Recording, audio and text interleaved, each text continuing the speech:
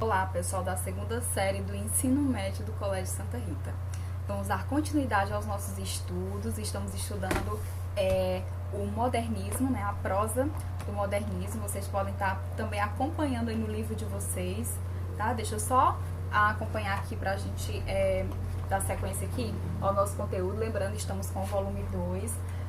Na aula passada, pessoal, a gente teve a oportunidade, a gente está estudando romance de 30, e lembrando que na aula passada nós fizemos as análises da obra Os Capitães da Areia, do Jorge Amado.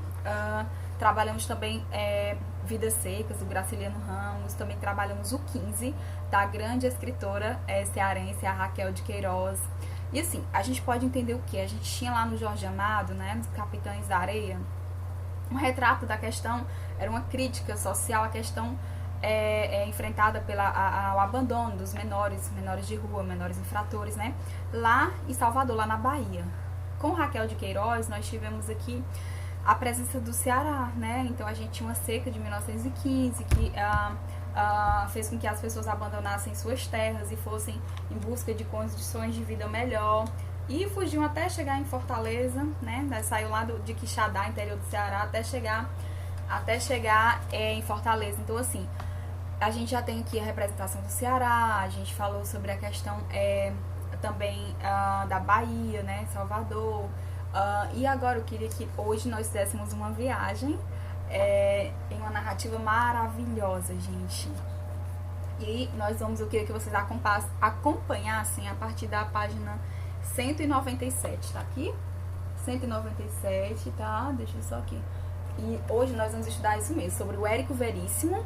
E a nossa aula de hoje vai ser, nós vamos falar um pouco sobre esse grande escritor do modernismo, ainda da prosa. E o que o Érico Veríssimo se vai trazer, né, de certa forma diferente em sua narrativa.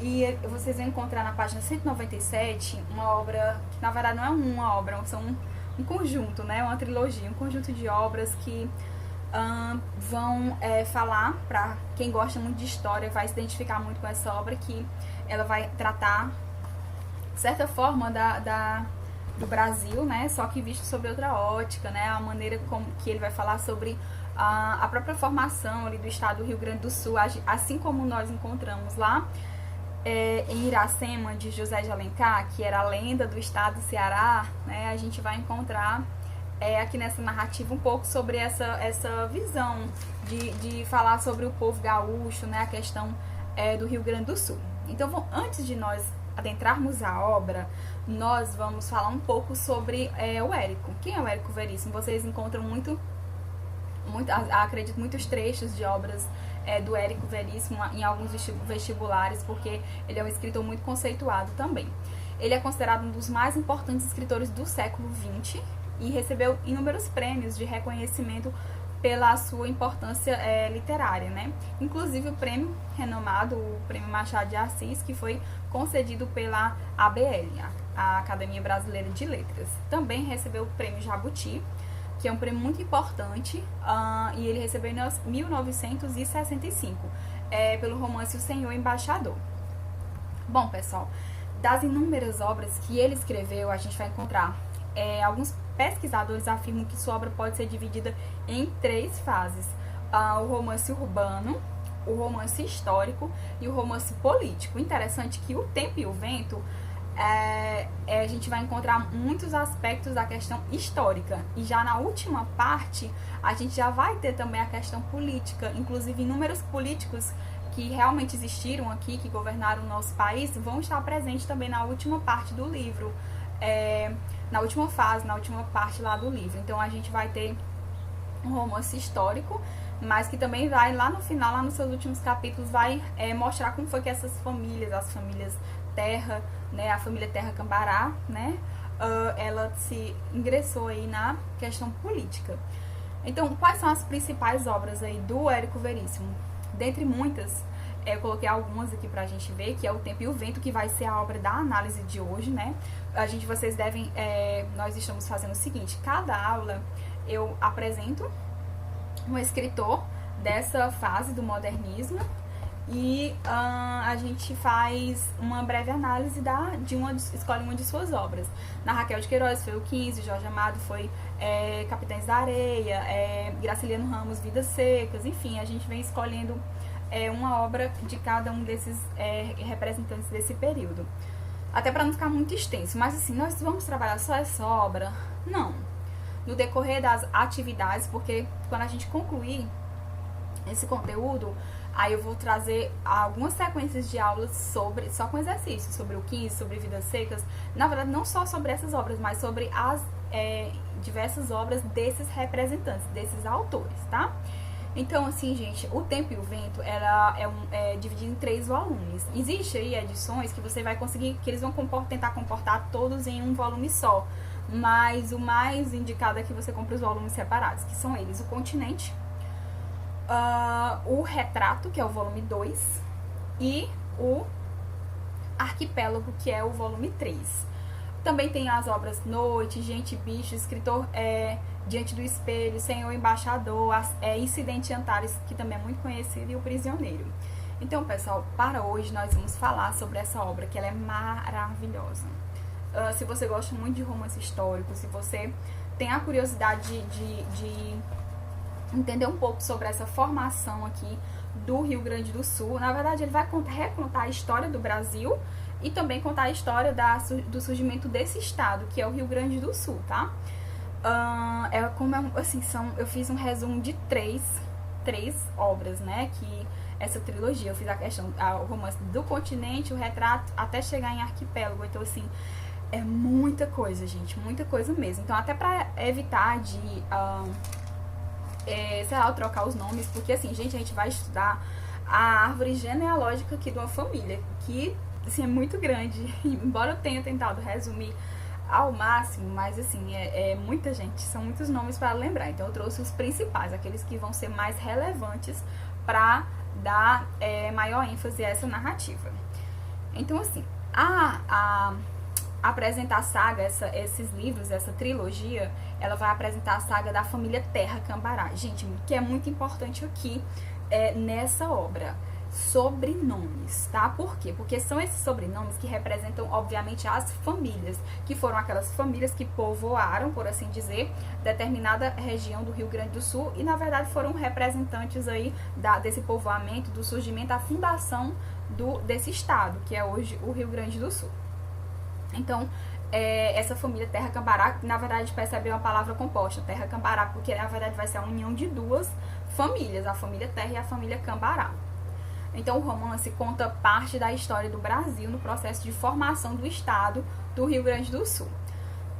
Se você tiver interesse, seria muito bom para ficar bem organizado, até para quando a gente for fazer os exercícios desses conteúdos, vocês poderiam anotar, né, que nessa aula de hoje a gente está estudando o Érico Veríssimo, a obra O Tempo e o Vento. Então, na primeira parte, que é o Continente, se possível, anotem, tá? Façam tópicos, porque aí quando você estiver lá no terceiro ano, que a gente for revisar esses conteúdos, vai ser bem mais fácil, tá bom? O Continente é a primeira parte do livro, O Tempo e o Vento, que é dividido em 2 volumes. Então, assim, a gente já percebe que é muito grande, né? Quando o Érico Veríssimo terminou de escrever todos os 3, sendo que o primeiro já é dividido em 2, você imagina que deu muitas coisas, são muitas páginas. Então, assim, a história é parte do nascimento. Agora vamos começar dessas personagens. Percebam, guardem os nomes, que os nomes são importantes para dar todo sentido à narrativa. A gente vai encontrar aqui o nascimento de quem? Pedro Missioneiro, que ele é um menino mestiço, de índio e branco. E ele vai desaparecer em um cavalo quando as forças portuguesas estão prestes a invadir 7 povos das missões. Lembrando que os 7 povos das missões, a gente tinha aquela questão dos padres jesuítas espanhóis, né, que tinha essa fundação desses 7 povos das missões, que era com aquele propósito de evangelizar, de catequizar os índios, enfim. E aí o que acontece? Quando vinha as forças portuguesas, elas vinham com o propósito de destruir, né, essas comunidades, essas aldeias, esses vilarejos. E aí, com isso, vai aparecer aqui o Pedro Missioneiro, que ele vai conseguir sobreviver, né? Quando acontecer essa guerra, essa invasão portuguesa lá nessa região, né, em 7 povos, as missões ali, eles tocavam fogo em tudo. Então havia o quê? Uma destruição total ali daquela questão da região. Então era como se fosse assim pra expulsar mesmo esses jesuítas a todo custo. E aí esse menino, que é o Pedro Missioneiro, que ele é um mestiço, ele é filho de um branco, um índio, ele vai conseguir sobreviver e vai fugir. E aí quando ele foge, a cena lá dele fugindo, ele, o garotinho ainda fugindo num cavalo, e aí quando reaparece na narrativa, o que que acontece? Ele já está adulto. Dá uma pausa aqui e pega esse nome, Pedro Missioneiro, esse Pedro. Então aqui temos esse Pedro. Aí o que que aconteceu? Posteriormente, né, a gente já vai dar ênfase a uma outra situação, uma outra cena. Vamos encontrar uma família de pessoas sorocabanos, ou seja, lá no interior de São Paulo, lá de Sorocaba. E aí eles ficam sabendo que lá no sul, onde eles vão chamar de continente, porque assim, rezava, né, a lenda, né, as pessoas comentavam que havia uma região lá do sul que as terras eram muito férteis, e quem gostava de trabalhar com a terra, cultivar a terra, eram terras férteis, e era bem, tinha a esperança de um futuro promissor, né? Então o que acontece? Essa família, que é a família Terra, vai emigrar lá vai migrar para essa região chamada continente, que na verdade são terras já que pertencem hoje, atualmente, né, ao Rio Grande do Sul. Perceberam? Então é um romance assim bem histórico mesmo. Ele vai tratar, ele vai querer que as pessoas entendam como é que o Rio Grande do Sul se formou dentro da perspectiva que ele vai construir dessas famílias. E aí, lá nessa família, quem é que a gente tem na família Terra? Nós vamos encontrar a grande heroína da primeira parte da narrativa, que vai ser a Ana Terra. Ela é filha desses paulistas lá de Sorocaba, que vão em busca dessa terra que eles chamam de continente. E aí eles vão, gente, imagina a viagem muito longa, gente, muito longa mesmo. E eles vão lá e vai partir quem? O seu pai e sua mãe. O nome do pai da Ana Terra é Maneco Terra, Henriqueta Terra. Gente, essa questão do sobrenome pra eles é muito forte, tá? É Terra.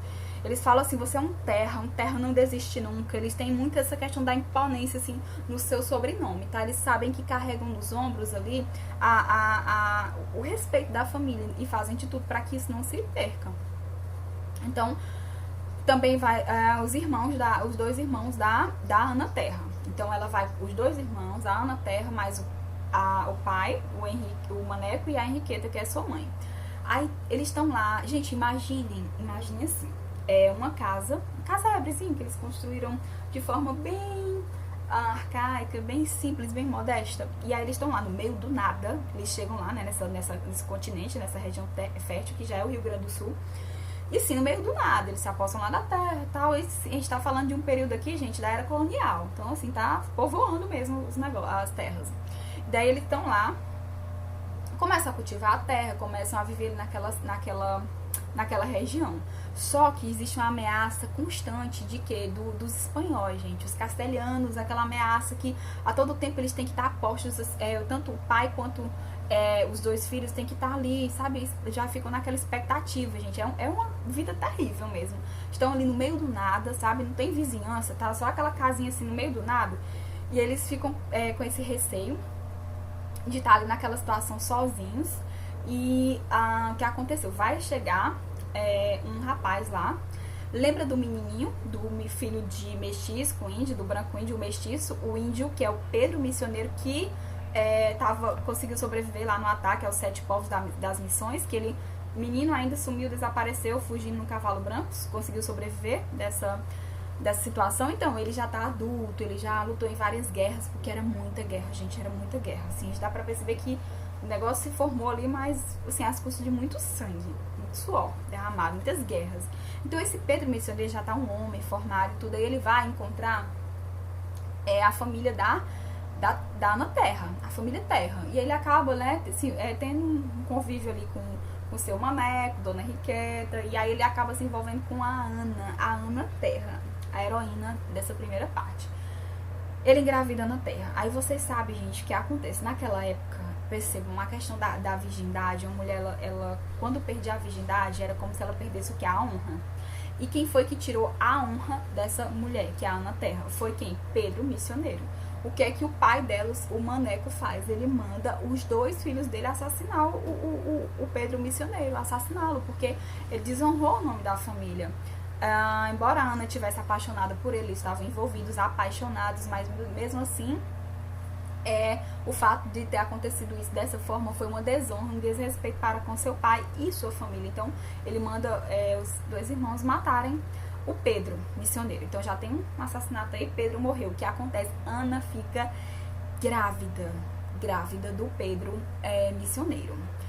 E aí, o que acontece? Ela tá grávida, a criança nasce, e aí o menininho já tá grande. Aí o que acontece? A todo tempo, lembra que eu falei que a ameaça de guerra, eles estão ali dentro de uma casinha, gente, mas a qualquer momento, eles não têm segurança nenhuma. A qualquer momento chegam os espanhóis, armados até os dentes, e mata todo mundo a queima-roupa, não deixa nada, e toca fogo na casa, incender a casa, a cabanazinha lá que eles moravam, a casa deles. Então, assim, era uma vida bem tensa. As mulheres, gente, era assim, a narrativa apresenta as mulheres numa perspectiva que elas só servem o quê? Pra casar, procriar, cuidar da casa e, sabe, e viver com medo. E viver de luto, porque o marido ou vai pra guerra ou então tá dentro de casa, morrendo de medo de ser, a qualquer momento, ser invadido aí pelos espanhóis. Então é uma vida muito tensa, bem difícil. E aí o que acontece, né? A Ana, ela tem um bebê, uma vergonha de certa forma, porque ela... a família sente vergonha dela porque ela engravidou, né, sem ser casada. E o Pedro missioneiro já estava morto, tinha sido morto pelos irmãos dela. Então foi bem difícil para ela. E ela vai ter essa criança, né, que vai ser o Pedro Terra, que é filho do Pedro missioneiro com a Ana Terra, tá? É porque os nomes aqui, eles vão dar todo sentido no final de tudo. Então o que acontece? A Ana já tem o bebê, o Pedro já, Pedrinho, né, ainda é criança, o Pedrinho já tá lá brincando, quando de repente os espanhóis invadem a fazenda dessa família Terra. Tava tudo numa boa lá, vem essa invasão, eles matam o pai, matam o irmão, matam a mãe, enfim, gente, só vai sobreviver dessa questão, dessa invasão aí, somente a Ana e a criancinha, que é o Pedrinho, né, que ainda tá... Gente, é bem terrível, eles tocam fogo lá na casinha, sabe, é bem difícil mesmo, eles violentam a Ana. Então, assim, na época de guerra, gente, era o seguinte, os homens, eles matavam, e as mulheres, eles violentavam sexualmente. Então, assim, era bem realista nesse sentido.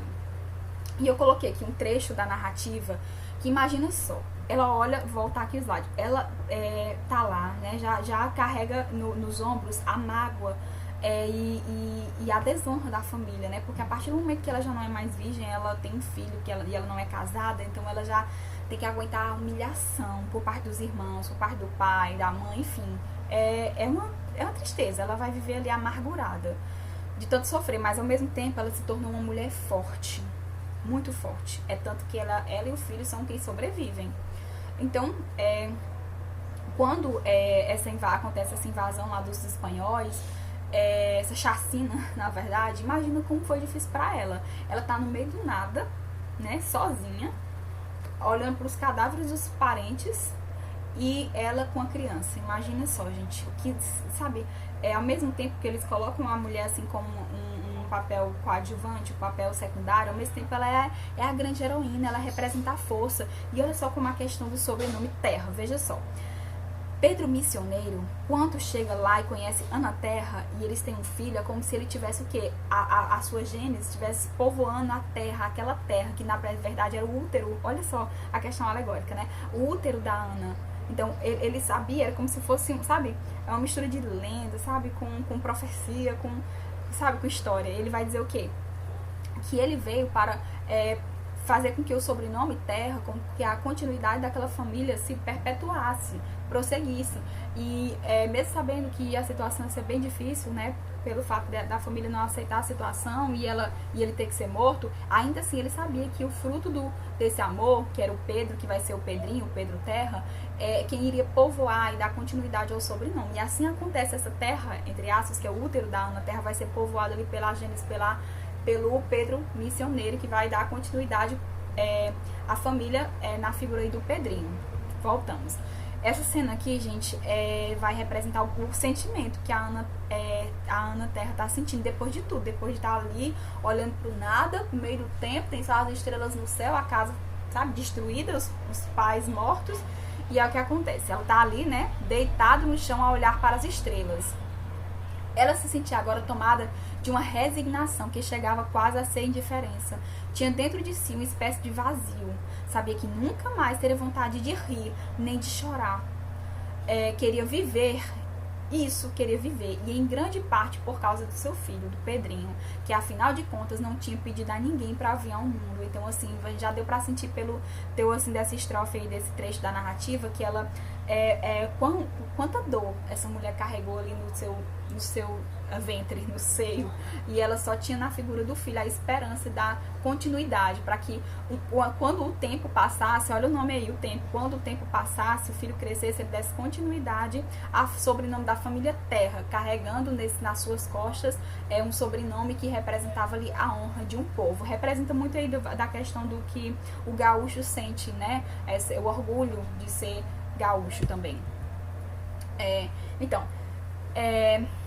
Aí a narrativa, eles vão conseguir migrar, vão conseguir ir embora para outra região. No caso, a mãe, né, a Ana Terra, vai levar o filho.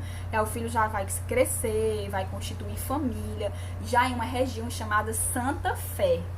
Eles saem daquela região onde eles estavam lá, que eles chamavam de quê? De continente. Eles já estão lá em Santa Fé. E aí o Pedro Terra, ele já tá adulto, ele vai casar e vai ter 2 filhos, né? Que vai ser o quê? O Juvenal Terra e a Bibiana Terra.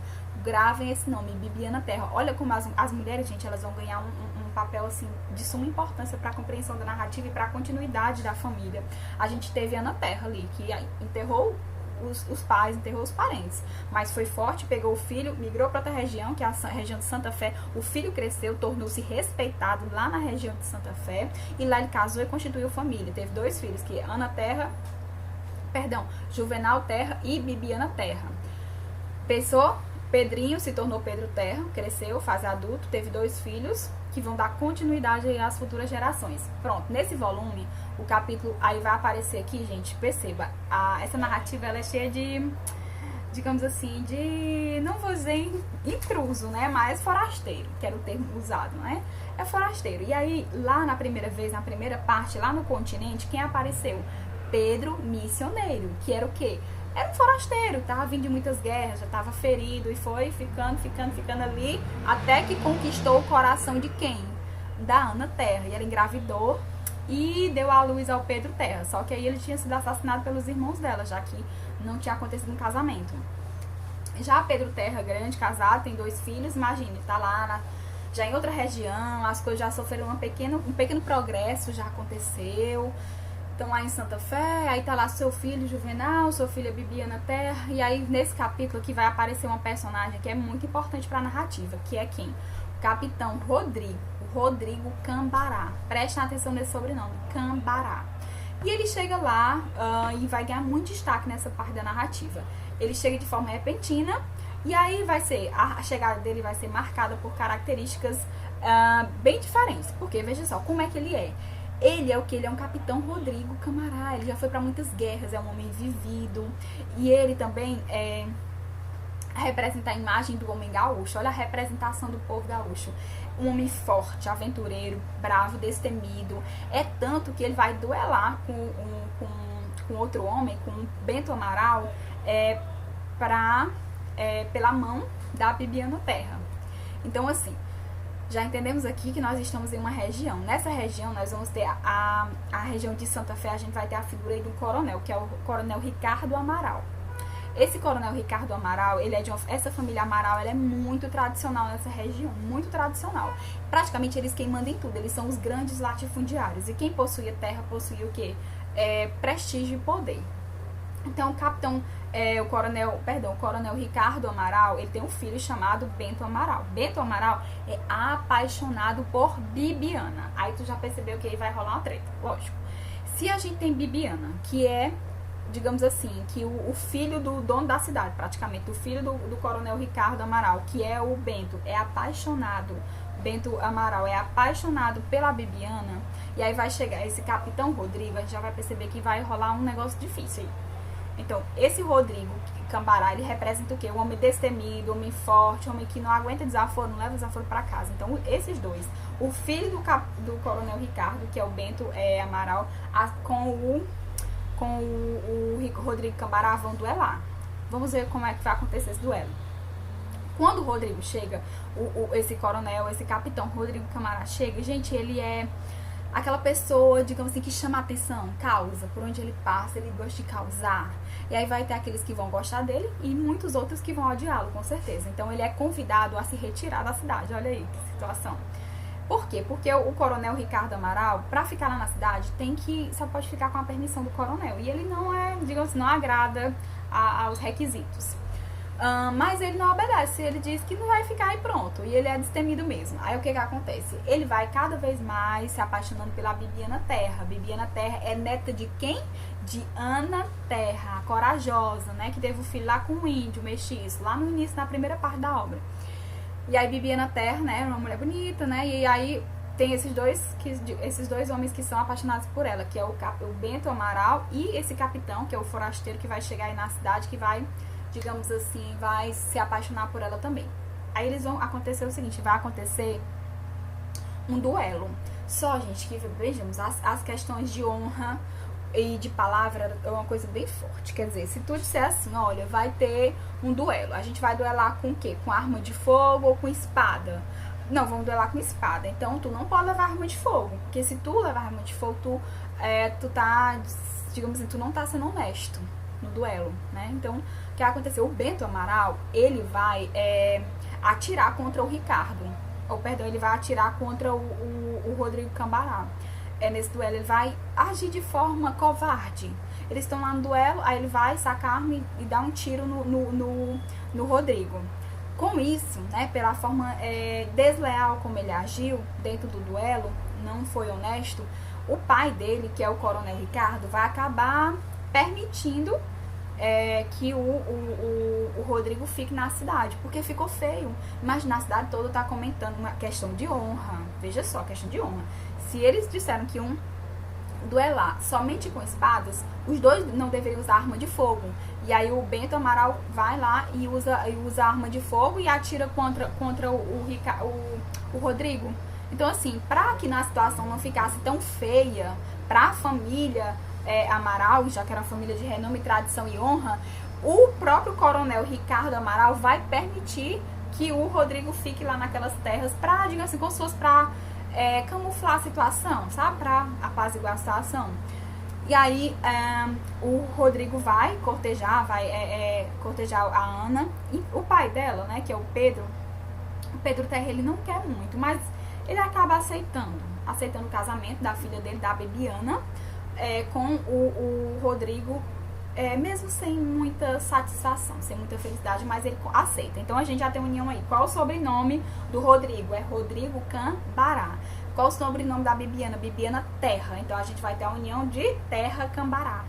Então a gente já tem 3 famílias aqui nessa parte da história. A gente já tem o que? A família Amaral, que era a detentora do poder ali naquela região lá, que era a família lá, a mando do coronel Ricardo Amaral, que era o homem da lei na cidade. Então a gente tem a família Amaral e a família Terra. Com a chegada do Rodrigo Cambará, vai unir aqui Cambará com Terra. Então vai se tornar como se fosse uma única família. Por isso que tá ali como se fosse uma palavra composta, né? Terra Cambará. Então a gente vai ter família Amaral, família Terra Cambará. Olha como é que essa narrativa se constrói, né? Dizendo quem foram as primeiras famílias aqui que povoaram essa região, que, digamos assim, que partiram de quais ventres, quais foram as famílias, quais foram os sobrenomes aqui que povoaram Rio Grande do Sul. Então, nesse duelo, como eu falei, o Rodrigo vai permanecer na cidade, só que acontece que, mesmo com o casamento, a Bibiana acaba casando lá com o capitão Rodrigo, e assim, o casamento não é muito feliz. Por quê? Porque o Rodrigo, ele tinha um espírito aventureiro. Era aquele homem de guerra, homem de muitas mulheres, e ele não consegue viver aquela vida pacata e monótona, e ele acaba se envolvendo com outras mulheres. E a Bibiana, porque ela é forte, ela vê tudo, ela vê ele se envolvendo em casos infiel a ela, com casos extraconjugais, mas ela aguenta tudo calada, ela nem reclama. Ela puxou, que a gente diria aí, puxou pra avó dela, pra Ana Terra, aquela mulher que aguenta tudo calada, aguenta tudo nas costas. E o seguinte, o nome da avó, da Ana Terra, ela é constantemente lembrado. O próprio filho, o Pedro Terra, né? Lembra do Pedrinho? O Pedro Terra, ele diz: minha mãe me criou só, sem ajuda de ninguém. E aí toda hora ele fala, Terra tem palavra, Terra é o sobrenome. Um terra tem palavra, um terra não é homem de duas palavras, terra é homem de uma palavra, terra é honesto. Ele sempre atribui a características, né, qualidades ao seu sobrenome, mostrando que o filho, toda a sua descendência deve seguir esse padrão de comportamento e respeito, já que foi isso que ele conquistou, vindo lá do seu avô até, lá do Maneco, lá da Henriqueta. Então eles têm muito respeito pelos seus antepassados também. Então, ela não se queixa de nada, a Bibiana, mulher forte, também aguenta nas costas, todos os casos de infidelidade do marido, até que um dia, veja só, acontecimento histórico, romance histórico, guerra Farroupilha, tem a guerra da Farroupilha, e quem é que vai pra essa guerra? O Rodrigo Cambará, porque ele não aguentava, o capitão, ele era um capitão de guerra, ele gostava de estar na guerra, e ele vai ser assassinado durante uma invasão ao casarão do Coronel Amaral. Então imagina assim, a gente tem lá quem? Coronel Ricardo Amaral, lembra? O dono da cidade? O pai do Bento Amaral, que duelou com o próprio Rodrigo. Aí vai chegar um momento lá, gente, nessa guerra da Farroupilha, que vai acontecer uma invasão. E o Rodrigo Cambará vai estar lá no casarão, lá na mansão do Coronel Ricardo Amaral. E ele vai acontecer o quê? Ele vai ser morto lá dentro. E quem é que vai ficar viúva? Olha aí, outra mulher para criar os filhos sozinha. Primeiro foi Ana Terra. E agora Bibiana fica viúva e vai criar o filho, que é quem? O Bolívar. Vai criar a criança sozinho, que fica aí órfão de pai. Por fim, gente, dentre outros acontecimentos que fazem parte dessa parte aqui da história, o Bolívar tem um filho chamado Licurgo. Gente, são muitos nomes. Eu até tomei nota, porque assim, era muito nome para lembrar dessa árvore genealógica. Então esse Bolívar tem um filho chamado Licurgo Cambará, que casa-se com sua prima Alice Terra, né? Então assim, já tem o quê? Ó, casamentos ali entre parentes, pra a continuação da família aí se perpetuar. São pais de Toríbio Cambará e de Rodrigo Cambará, que vai ser o quê? Vai ser bisneto lá do primeiro Rodrigo, o que casou com Bibiana. E aí esse Rodrigo aqui já vai ser bisneto do primeiro, ou seja, dando continuidade não só ao sobrenome, mas ao próprio nome, Rodrigo Cambará. Ou seja, a continuidade dessas personagens aí que vão ganhando vida nos seus antecedentes, a sua descendência. Então, que são continuidades aos próximos volumes do livro, também que é do Tempo e o Vento. E a parte do retrato, gente, muitos séculos vão passando, são 200 anos de história, gente. Essas narrativas, essas obras, vão contar a história aí de 200 anos de história, então é muita coisa que aconteceu. A parte do retrato é o seguinte, nessa narrativa vai continuar, dar continuidade à história, nessa saga da família Terra Cambará. E aí tem mais outros volumes. Nesse agora, a gente vai ter o novo Rodrigo Cambará, que é o bisneto, né, lá do primeiro Rodrigo Cambará, que casou com a Bibiana Terra, lembra? Então, esse bisneto do capitão ainda seguindo o modelo do homem gaúcho. Bom gosto para a aventura e para as mulheres. Porém, ele já é um homem o quê? Letrado. O outro era o que? Era um capitão, um homem que vivia nas guerras. Esse vai se formar em medicina. Olha só como as coisas estão mudando.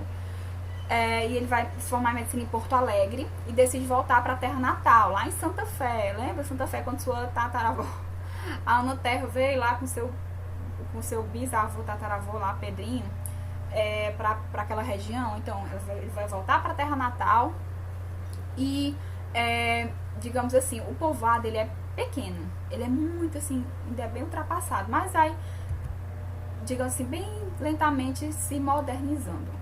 Bom, só que aí, esse Rodrigo aqui, que é o bisneto do primeiro, Rodrigo Cambará, ele é acostumado com a vida na cidade, é um homem viajado, e fica o tempo todo falando, aqui eu tô aqui, mas era bom lá na Europa, lá em Paris, tem Torre Eiffel. Ele que brinca, sabe aquela pessoa que vai pra fora e vai pra outro estado, vai pra outro país, e aí de repente chega ali na sua terra natal e começa a comparar o tempo inteiro, sabe, a cidade. Ele ficava comparando nada mais, nada menos do que a cidadezinha de Santa Fé com Paris. Injustamente, lógico. E assim comparando com outras cidades também. Então, ele vai representar que é o homem da virada do século. Eu falei que são 200 anos de história. Então, o homem da virada do século, ele deixa a realidade rústica. Aí você começa a lembrar da primeira obra, lá do continente, onde os antepassados dele estavam lá, sabe, já ouviram falar o termo chapada? Que é aquela, como se fosse aquela região assim, cheia de, digamos assim, uma casinha no meio do nada, que é a primeira família lá, que era a família da Ana Terra, que vinha lá de Sorocaba. Então, assim, mostrando que o tempo foi passando e a cidade rústica, ela tem o desejo de se renovar, de se urbanizar. de se modernizar. Então esse Rodrigo agora, esse Rodrigo Cambará, ele vai representar, que já é um médico, ele vai representar o anseio da urbanização na cidade. Então, ele é diferente do irmão, ele tem um irmão chamado Toríbio, que se interessa mais pelo campo, remete ao quê? Os seus antepassados que trabalhavam no campo, E o Rodrigo médico, ele idealiza o projeto de vidas grandiosos, ele quer viver na civilização, inclusive ele vai se envolver nessa modernização da cidade por parte da imprensa, ele vai lançar o primeiro jornal da cidade e nisso ele vai ganhar o quê? Jornal é o quê? Influência política. E olha só, aonde a família vai chegar, a família vai começar a se ingressar nesse campo político. Então, nesse volume que passa entre a virada do século XIX para o século XX, olha só quantos anos de história.